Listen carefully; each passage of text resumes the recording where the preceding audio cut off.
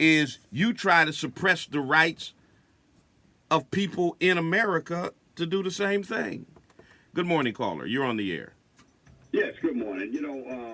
This thing about suppression is something I've been saying for a long time in this country. And, of course, when you're talking about that dictatorship, people have to realize, especially our white brothers need to realize when you're talking about separation and making you and I look bad, who's going to look bad first? Because those are the people that supposedly right now have stuff and really not utilizing it right. And then you look at it where all of these senators, these congressmen that's been so-called representing their people for 30, 40 years going to lay down and suck brother Trump's thumb to have him do anything that he wants to do, and they realize and they think this country is going to survive.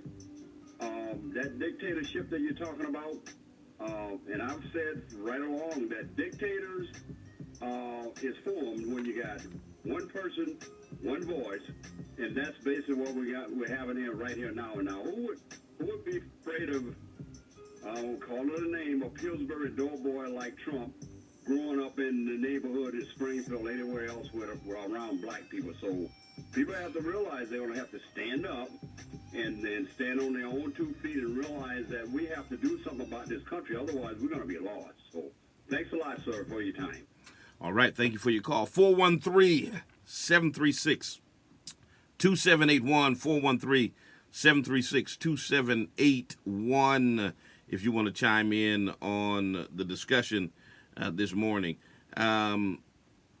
Experts have put people of particular races, particularly African Americans, at the top of its at-risk assessment, finding that people of color are least likely to have the right to participate in government. And that's due in large part to voter suppression, to voter disenfranchisement for felons, for suppression efforts in southern Republican-led states, like the passing of laws that restrict early voting, that purge people from voter rolls, that require citizens to show ID, all of which disproportionately affect African Americans, people with disabilities, among other non-white people. In the category they call safety from the state, it involves physical integrity rights, the right to freedom from arbitrary arrest, the right to not be stopped and frisked like they had in New York for so many years, that Mike Bloomberg thought was a great program, and now he's got amnesia and doesn't remember what his position on stop and frisk were, but we know what it was. Freedom from disappearance, execution, torture. When it comes to the right of freedom from execution, the United States is only behind Saudi Arabia. Think about that. We're right behind Saudi Arabia when it comes to executing our citizens. But Trump and Pence are beating their chests talking about human rights. I mean, in an age when the rest of the free world is renouncing or not enforcing the death penalty, we've got states in America still executing people. And then we've got extrajudicial killing in the United States. And the extrajudicial murder of black people and other non-white people by police only ranks behind Mexico and Brazil. Think about that. Mexico, Brazil, United States are the 3 worst places in the world where police murder innocent people. But America's beating its chest talking about human rights? Good morning, caller. You're on the air. Yeah, good morning, Bishop. I just want to say, we got people that are dying to get into this country, who risk their lives to get into this country. It's a beautiful country. It is a beautiful country. So I perceive that you're conflating, you're redirecting the conversation, because see, it's not one or the other. It's not either America's a beautiful country, or America has human rights abuses. America can be a beautiful country with human rights abuses. So you saying that did nothing to debunk the premise of my conversation today. Well, I think you're really overstating this human rights abuses. I mean, you've got a right to come on the radio and, talk negative about the country. You've got a right to do that, and you're doing it, and you're not going to be arrested. How am I overstating human rights abuse? So you're saying that the extrajudicial murder of black people by law enforcement is not a human rights abuse? Are you saying the separation policy and locking kids in cages is not a human rights abuse? Are you saying that the disparities that exist in the criminal justice system, where if you take a white person and a black person or a person of color with the same background, same criminal background, same crime, that the white person will get either a lighter sentence or not go to jail, while the person of color will get a more severe sentence? Are you saying these things are not human rights abuses, and because America is great and a nice country, that we should just ignore these things like they don't exist? No, but when you think about it, when you look at the big picture, I mean, okay, let's take one of the things at a time. Okay, you say kids locked in cages. First of all, nobody around the world does more humanitarian things than the United States, whether it be earthquakes, tragedies around the world. America is always the first one to step up, help, donate. So let's start right there. So, and once again, what you're saying, what you're doing is redirecting the conversation, and wait, and it does nothing to debunk what I'm saying, because America can have people in the nation that are good people who do humanitarian efforts. I know people who do humanitarian efforts across the globe who are Americans all the time. That does not negate the human rights abuses that are taking place. There are people in Saudi Arabia who do humanitarian efforts. There are people in Mexico who do humanitarian efforts. So do we simply ignore the heinous things that are happening in those nations simply because you can use that as an argument for the goodness and altruism of the nation? Let's take one of your issues. Let's take one of the issues, okay? Let's take the issue of kids in cages, okay? So we've got people pouring over the border, humanitarian crisis, and we do everything we can to feed them, clothe them, house them, give them diapers, and they try to process their claims. see, I feel you, and I know where you're getting your narrative from. First of all, that's what's overstated. Pouring across the border. I mean, all of these brown people just pouring across the border. Listen.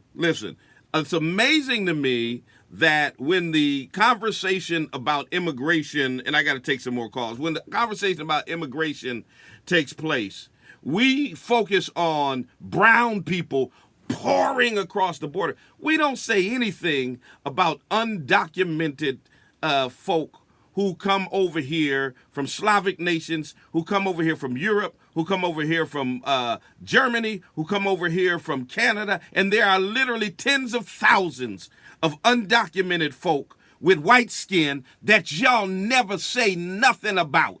We never hear anything about. Their kids ain't locked in cages. They're not being deported. They're not being talked about. They're not being criminalized. They're not being demonized. But all of a sudden, across the southern border, because we got brown people from brown nations, we want to make it into a crisis at the border. I get that's a racist narrative, and I fully understand where that comes from. But nothing the caller said does anything to debunk the fact that in America, we're notoriously third place behind Mexico and Brazil when it comes to murdering innocent citizens. It says nothing about the fact that America incarcerates more of its citizens than any other place on the planet. other place on the planet. Okay? It does nothing to debunk the fact that there are more guns in America than there are people. No other nation has a gun to people ratio like that. That there are more gun deaths that America does nothing about than any other nation in the world. That America can stop the distribution of romaine lettuce when 4 people die. That America can promulgate regulations that deal with vaping when 30 people die. But when over 15,000 people a year die from guns, America says, it's not time to have that conversation about gun laws. So, I mean, you know, let's not be disingenuous in our debate about human rights issues. Let's not try to conflate the issue and say, you know, well, America does such great things and America's a great nation and da-da-da-da-da, like that. Y'all thought America was a great nation when black people like me were in chains, enslaved. You thought America was great then. You thought America was great when children were working in sweatshops so corporations could make money. You thought America was great when women were being suppressed and weren't allowed to vote. You thought America was great when it was colonizing other nations across the world, investing in apartheid in South Africa. That's the reason why a white man can rise to the presidency and have as his campaign slogan, "Make America Great Again," because there's not a time in America's history when white people didn't think America was great, regardless of how abysmal its human rights abuses were. So I'm not surprised that a white person would call me today and talk about how great America is in spite of its human rights abuses. Because y'all always think America is great, regardless of what it does to black and brown people. That's what whiteness affords you. That's the privilege that whiteness affords you. To think that America is always great, regardless of how she treats her non-white people. Regardless of what she does. And so here we are, and here's my thing. Here's my thing. You know, I mean, Trump, who laments the lack of freedom in Iran, he's the same dude who traveled to Saudi Arabia to celebrate the magnificent kingdom of Saudi Arabia. He's the same dude who defended the prince in the murder and dismemberment of an American citizen journalist. He's the same dude, you know, who defended Vladimir Putin. But with Iran, he's threatening them. With Saudi Arabia, he brags about signing an arms deal. And so while Trump and Pence refuse to take ownership for the inhumane conditions at border facilities, there are other nations that are recalibrating their views about America's reputation as a leader for human rights around the world. It's been tarnished, whether you like it or not. You know, because the inhumane treatment is not only harmful to the migrants that America is charged with protecting within its borders, it also hamstrings its ability to promote human rights abroad. It's hard to promote human rights abroad when other nations can point to human rights abuses right here in America.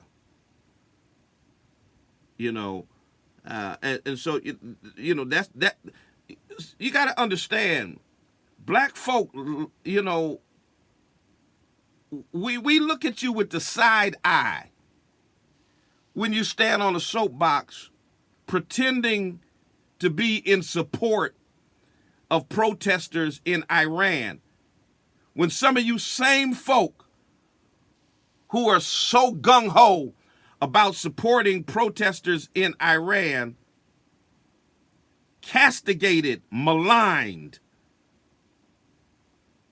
black athletes who took a knee to protest the extrajudicial murder of black people in America.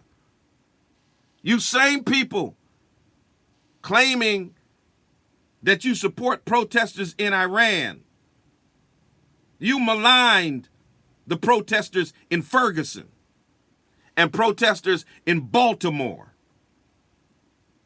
and protesters in New York and protesters in Chicago and in other cities across America. Now, y'all can't have it both ways.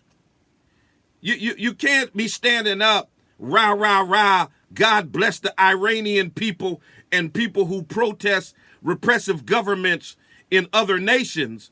But then when black and brown people protest the repression of the government in America, you try to label us as unpatriotic thugs and hoodlums.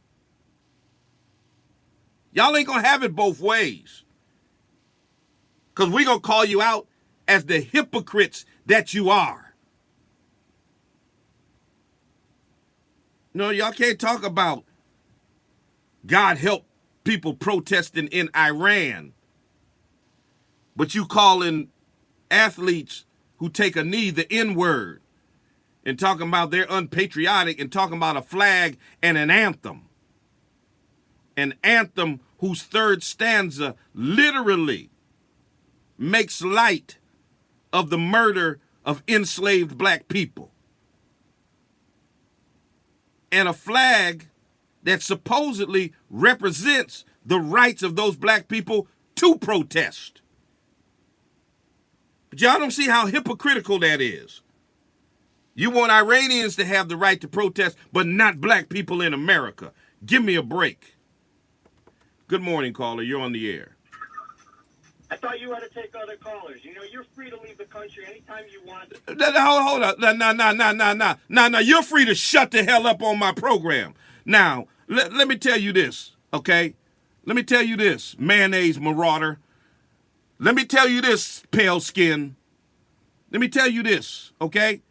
I'm free to leave the country. That's the typical white supremacist, racist moniker. And you just exposed yourself. No, you just exposed yourself. You just exposed, no, shut up, I'm talking. Shut up. You just exposed yourself for the bigot that you are. Because that's the go-to phrase for white supremacists. You don't like it here, you're free to leave. Let me tell you about free to leave. My family has been here for 7 generations. Okay? All right, dude? 7 generations. They were brought over here against their will and enslaved. Last time I checked, you can't return stolen goods. All right? My family has been here longer than most white families in America. Y'all got over here when grandmama came over from the old country. When granddaddy got here from Poland or Germany. Okay? And it's a lot of nerve of white folks whose families have been here for 2 generations, 3 generations, to tell black people who have been here for 7 and 8 generations that we can lead a country. No, this country was built on the blood, sweat, and tears of my ancestors. Who the hell are you to tell me that I need to leave it because I criticize it? Because one of the ways you show love is to critique, to criticize, to be honest about. This whole notion that you're unpatriotic unless, you know, if you say anything negative about America, if you expose any of her flaws, if you critique her human rights abuses, if you say anything that isn't completely complimentary about America, you're unpatriotic. No, you leave the country. My ancestors built this country. So you go back to Europe, going back to the caves that your trashy ancestors crawled out of, telling me I'm free to leave. No, you're free to get off my line with that racist foolishness. Good morning, caller. You're on the air.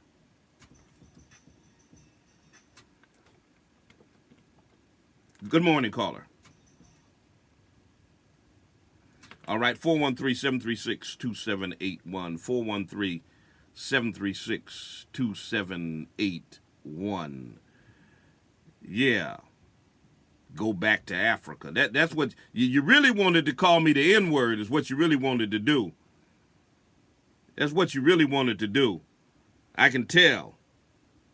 You know, anytime you all come up with you're free to leave, you're exposing yourself for exactly who you are. 413-736-2781. How dare you tell me I can leave America when the wealth and the so-called greatness that you laud so much of America is only that way because you got 238 years of free labor in the cotton fields of America that built the wealth of America. The reason why people are dying to come here, the reason why your ancestors came here from Europe was because the wealth of America was built by my ancestors in the cotton fields.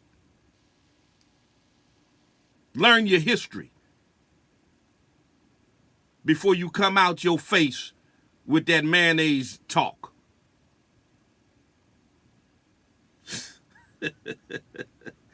Oh, boy.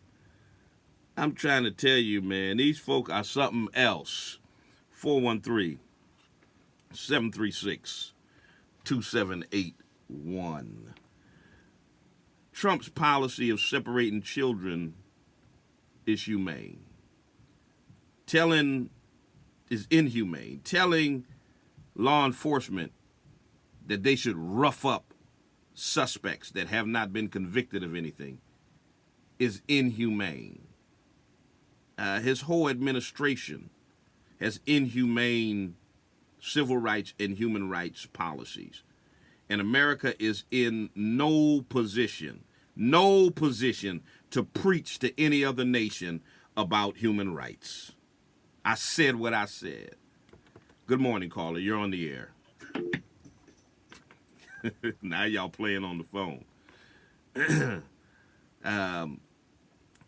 When the president of the United States speaks about human rights in denigrating ways, it undermines the nation as a whole.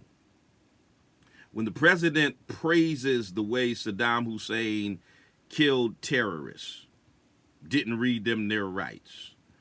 When the president of the United States advocates for waterboarding, and when he hails the Philippine president for his so-called unbelievable job on the drug problem, which was really the murder of thousands by vigilantes. When he extols Kim Jong-un as a smart, honorable man who loves his people, even though he imprisons tens of thousands of opponents in labor camps. How in the world can America then stand on a soapbox and talk about human rights? When asked about the murder of Russian journalists on Vladimir Putin's watch, when the president snaps back and says, well, I think our country does plenty of killing. Come on, man. Come on, be serious. And then when we criticize America for what's documented, where there's infallible proof, where there's empirical evidence, because you have no legitimate defense of it, That's when you come out your face and say, if you don't like it, you can leave America.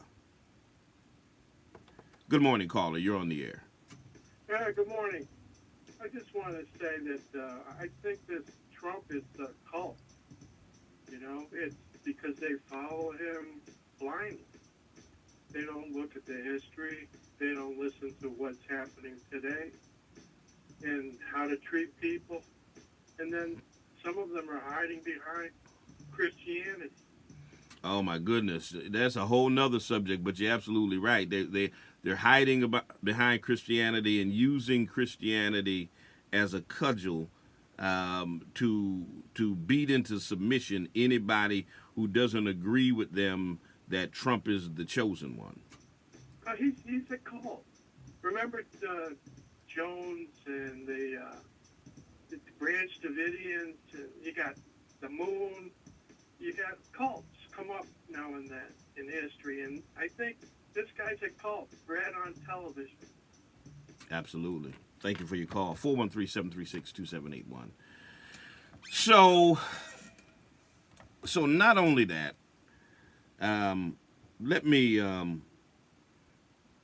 talk a little bit about this before I get off the air. So the other day, I tweeted something out, and if you're not following me, you need to be. Go on and follow me on all my social media at Talbert Swan. I tweeted out that black women, in essence, were the most beautiful women, that they are the standards of beauty, they are the mothers of civilization, the queens of the universe, etc. And you wouldn't believe, well, maybe you would, the backlash that I got from white folks about lauding the beauty of black women.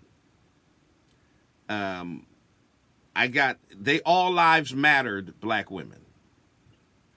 I mean, literally. It was all women are beautiful, not just black women. How dare you place black women above all other women? And I'm like, did y'all forget the history of America? Because y'all been placing white women as the standards of beauty and been placing them above all women ever since there's been in America. Some of y'all will be familiar with the study that was done years and years ago by psychologists Kenneth Clark and Mamie Phipps Clark in the 30s and 40s. They conducted the Doll test, where they invited children to describe various dolls. And black children across America consistently, though not entirely, but consistently identified black and brown dolls as ugly, while describing white dolls as pretty and nice. And although European designation of blackness as ugly has a long and complex history, it was within the context of modern slavery in the Americas. The late historian Stephanie Camp argued that African and black bodies came to be seen as singularly and uniformly ugly, that America did such a job on us that we saw ourselves as ugly and whiteness as beautiful, which is why we started conking our hair and lightening our skin and trying to get different color eyes and perming our hair and all of that kind of stuff. When the transatlantic slave trade expanded and the New World colonies engineered their dependence on the life and labor of enslaved Africans, Europeans created theories to malign the culture and the beauty of African-descended people so that they could justify enslaving and exploiting them. So they singled out cultural differences. They singled out physical traits like skin color, like hair texture. White folks defined Africans and their descendants as grotesque and inferior and naturally suited for slavery. They stereotyped black women as Jezebel, as being lascivious and oversexed, and which excuse white men's sexual abuse and rape of black women and girls. This Jezebel stereotype basically erased the beauty, the attractiveness, the desirability of black women. And this white assault on black beauty was not just at the philosophical level. It wasn't just something that was far removed from daily life.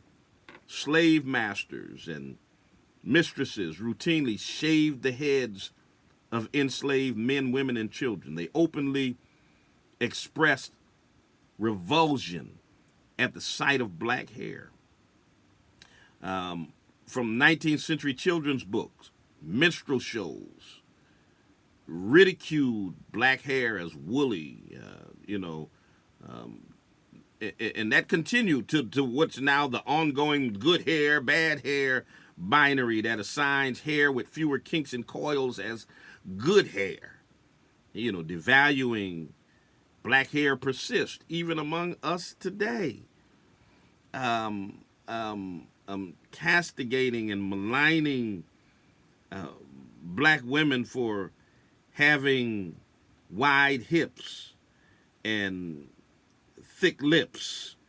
All of this was done to malign black bodies, to devalue the beauty of black people and black women in particular.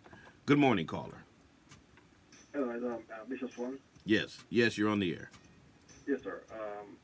I was listening to you just now, and you're talking about the skin color and the slavery. I kind of I love what you say, and I don't like when you're on the radio. I don't love for you to have a teaching because it's so ironic. I got up this morning and I was studying the book of Leviticus, where they tell you about the dark skin and the leprosy, and you understand what I'm saying? And I like for you to have a program and maybe bring it to the people, study that and make them know how we are so people with pressure.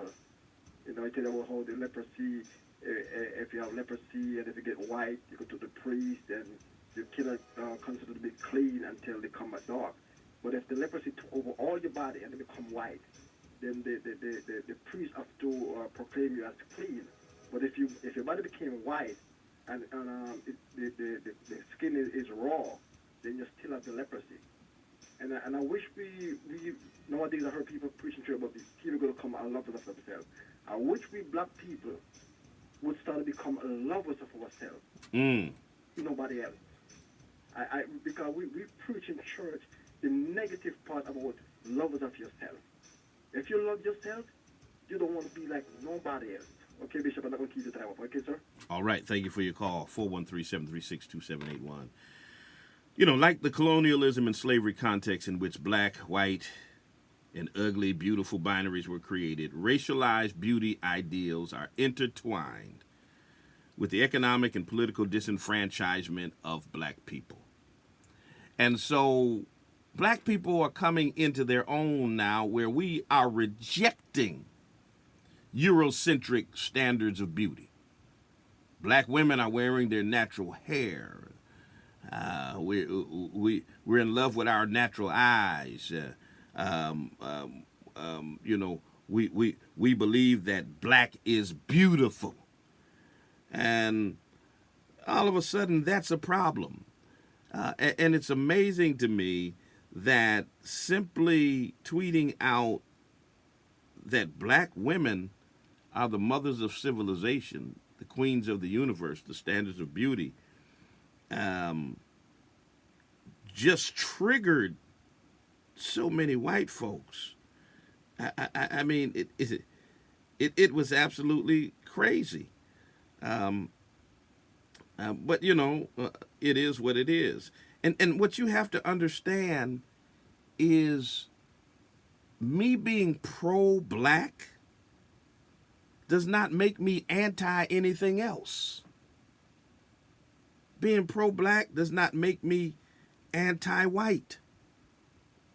White folks have been pro-white forever, but their pro-whiteness has been simultaneously with their anti-blackness. And that's the reason why they interpret your pro-blackness to mean that you have to be anti-white. But the last time I checked, there's no history of us ever oppressing white folks. So why are you intimidated when black folks speak well of themselves?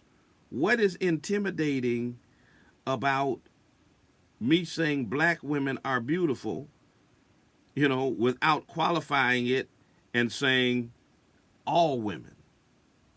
No, I meant what I said when I said black women are beautiful, because they are.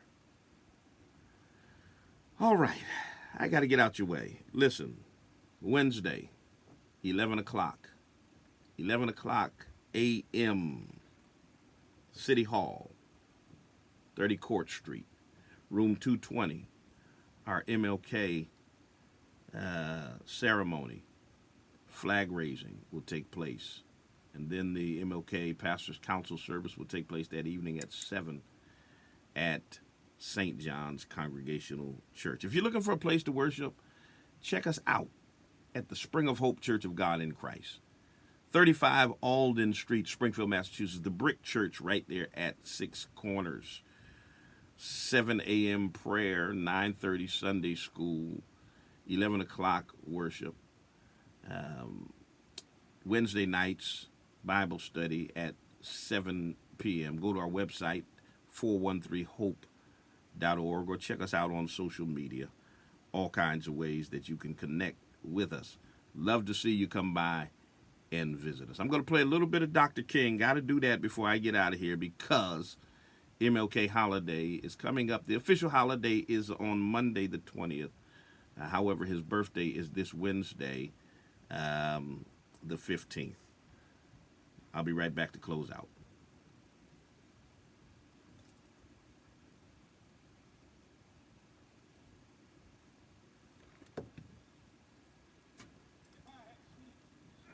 I wouldn't have had a chance later that year in August to try to tell America about a dream that I had had if I had sneezed.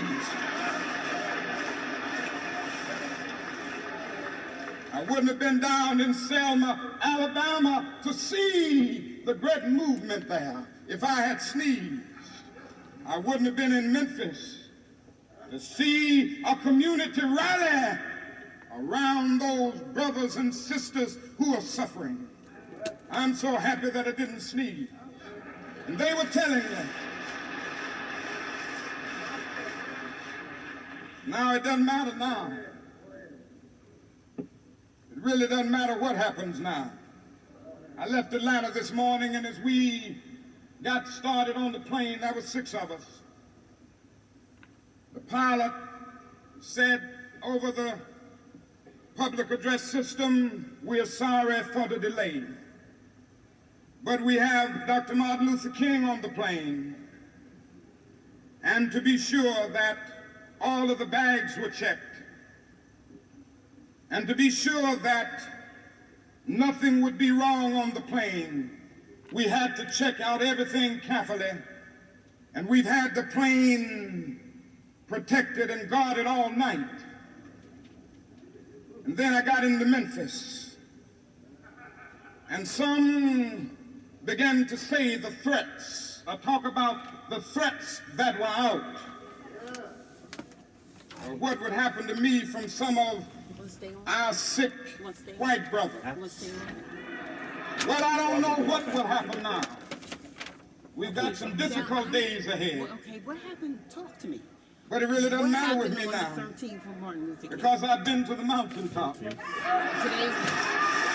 don't mind. Like anybody, I would like to live And the holidays are 20. a long life. Longevity has its place. Well, I won't be on the air on the 15th. But I'm not concerned about that It's my now. last show before the holiday. I just want to do God's will. Before his birthday. Yeah. And he's allowed me to go up to the mountain. And I've looked over, and I've seen the promised land. I may not get there with you, but I want you to know tonight that we as a people will get to the promised land.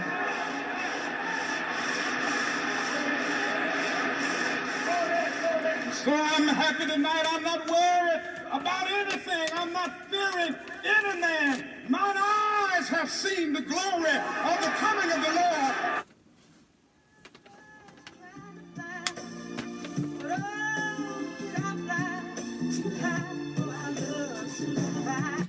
All right, Springfield. Listen, it's been my pleasure.